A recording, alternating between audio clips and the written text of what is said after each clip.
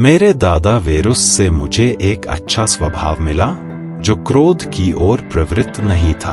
मेरे पिता के चरित्र की याद से मैंने विनम्र और मर्दाना होना सीखा। मेरी माँ ने मुझे धर्म का आदर करना सिखाया, उदार और खुले दिल का होना और न केवल किसी को बुरा करने से परहेज करना, बल्कि ऐसा विचार भी न आने देना। उन्होंने मुझे साधारण और सस्ते जीवन जीने के लिए भी प्रशिक्षित किया, जो अमीरों की आम विलासिता से बहुत अलग था। मुझे अपने परदादा का धन्यवाद है कि मैंने किसी सार्वजनिक विद्यालय में नहीं, बल्कि घर पर अच्छे शिक्षकों के साथ अध्ययन किया और मैंने सीखा कि ऐसे कामों पर उदारता पूर्वक खर्च करना चाहिए। मेरे शिक्षक ने मुझे सिखाया कि मुझे दौड़ मैदान पर हरे या नीले दल में शामिल नहीं होना चाहिए, न ही ग्लैडिएटर्स के खेल में परमुलारियस या स्कूटारियस का समर्थन करना चाहिए। उन्होंने मुझे यह भी सिखाया कि मौके पर खुद हाथ से काम कैसे करना है, कठिनाइयों और थकावटों को सहन करना और जीवन की आवश्यकताओं को कम से कम करना, कि मुझे दूसरों के मामलों में हस्तक्षेप नहीं करना चाहिए और न ही किसी जानकारी को आसानी से मान लेना चाहिए। डियोग्नेटस से मैंने व्यर्थ की गतिविधियों से दूर रहना सीखा, जादूगरों और भविष्यवक्ताओं के धोखे में न आना, जो दावा करते हैं कि वे बुरी आत्माओं को निकाल सकते हैं और ताबीज के माध्यम से चमत्कार कर सकते हैं, न तो पक्षियों के लड़ाई के खेल में रुचि रखना और न ही किसी ऐसी चीज का लालच करना। डियोग्नेटस ने मुझे दूसरों में स्वतंत्रता और स्पष्टवादिता सहन करना सिखाया और मुझे दर्शन शास्त्र की ओर प्रेरित किया। उन्होंने मुझे अपनी सुधार के लिए संवाद लिखने के लिए प्रेरित किया जब मैं छोटा था और मुझे ग्रीक अनुशासन की सख्तियों से परिचित कराया। यह रस्टिकस ही थे जिन्होंने मुझे सही तरीके से जीने और एक बेहतर स्थिति में आने की इच्छा उत्पन्न की। उन्होंने मुझे उन दार्शनिकों की ओर झुकने से रोका जो या तो सैद्धांतिक लेख लिखते थे, नैतिक विषयों पर भाषण देते थे या उदारता या अनुशासन का दिखावा करते थे। इस दार्शनिक ने मुझे अत्यधिक अभिव्यक्ति, कविताओं और शानदार पत्रों से बचाया। उन्होंने मुझे यह सिखाया कि गलतफहमी या असहमति होने पर दूसरों के साथ जल्दी से सुलह कैसे की जाए। उन्होंने मुझे सिखाया कि किसी लेखक को ध्यान से पढ़ना चाहिए, न कि किसी की बातों को बिना सोचे समझे स्वीकार कर लेना चाहिए। अंततः उन्होंने मुझे एपिक्टेटस की यादों की अपनी प्रति दी। अपोलोनियस ने मुझे अपने मन को स्वतंत्रता देने और इसे भाग्य पर निर्भर न करने के लिए सिखाया। उन्होंने मुझे यह सिखाया कि दर्द, बच्चों के खोने या लंबी बीमारी जैसी स्थितियों में भी मन को समान स्थिति में रखना चाहिए। उनका अभ्यास यह दिखाता था कि एक व्यक्ति शक्तिशाली हो सकता है,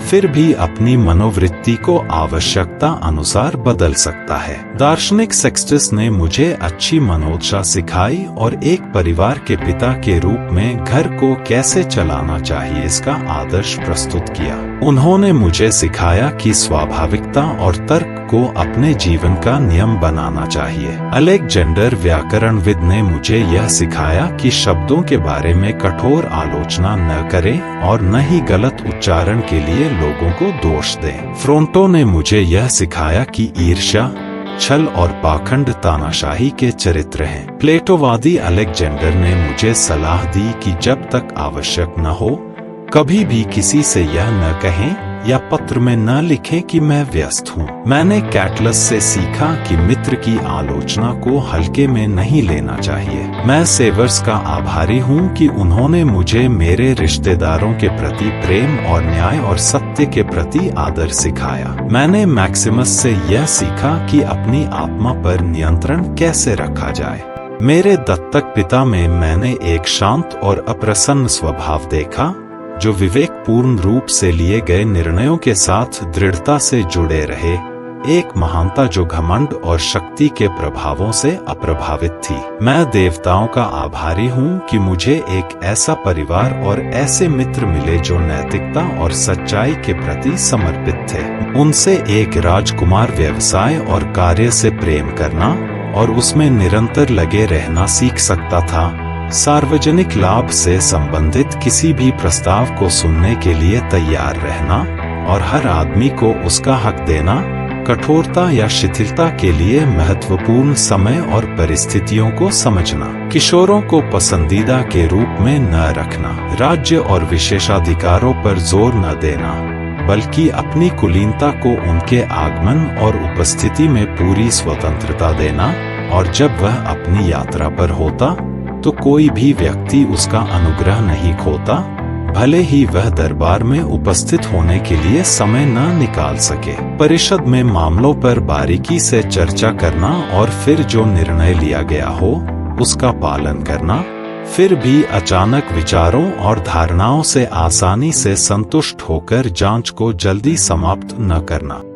एक मित्र के प्रति स्थिर रहना, बिना थके या जरूरत से ज्यादा लगाव के, हमेशा संतुष्ट और प्रसन्न रहना, भविष्य की ओर अग्रसर होना और तदनुसार प्रबंधन करना, छोटी छोटी चिंताओं की उपेक्षा न करना, लेकिन सब कुछ बिना हड़बड़ी या परेशान हुए करना। इसके अलावा उनके तरीकों और प्रशासन का निरीक्षण करके मुझे यह सीखने का अवसर मिला कि एक राजकुमार के लिए अतिशयोक्ति और चापलूसी की अधिकता को रोकना कितना आवश्यक है। उनके भंडार और कोषागार अच्छी तरह से भरे रहते थे। वह अपने खर्चों में मितव्ययी थे, बिना इस बात की परवाह किए कि उनके प्रयासों के लिए उनकी निंदा की जाएगी। उन्होंने देवी देवताओं की पूजा अंधविश्वास की हद तक नहीं की, न ही उन्होंने जनता को अपनी उदारता या शिष्टाचार से रिझाने की कोशिश की, बल्कि सभी अवसरों पर संयमित और दृढ़ रहे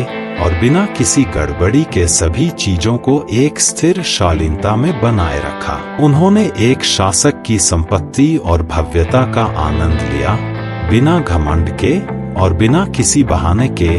जब वह उपलब्ध थीं, तो उन्होंने स्वतंत्र रूप से उनका आनंद लिया, लेकिन जब अनुपलब्ध थीं, तो उनके नुकसान पर व्यथित नहीं हुए।